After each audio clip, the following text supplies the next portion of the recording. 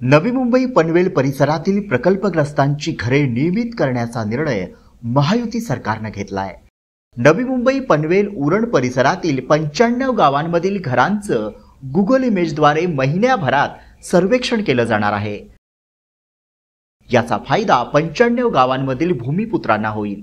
या आदेशाची कार्यवाही सिडकोकडून केली जाणार आहे। गरजेपोटी ज्यांनी बेकायदा घरं बांधली ती घरं नियमित करण्यासाठी अनेक वर्षांपासून शासनाकडे मागणी केली होती। ती घरं शुल्क आकारून भाडे करारावर नियमित केली जाणार आहेत। बिगर प्रकल्पग्रस्तांना दुप्पट शुल्क यासाठी आकारलं जाणार आहे।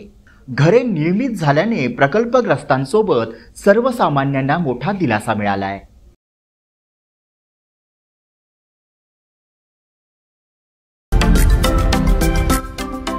महाराष्ट्रातील महत्त्वाच्या व ताज्या घडामोडी जाणून घेण्यासाठी आजच आमच्या सूर्या मराठी न्यूज चॅनलला सबस्क्राइब करा आणि बेल आयकॉन प्रेस करा।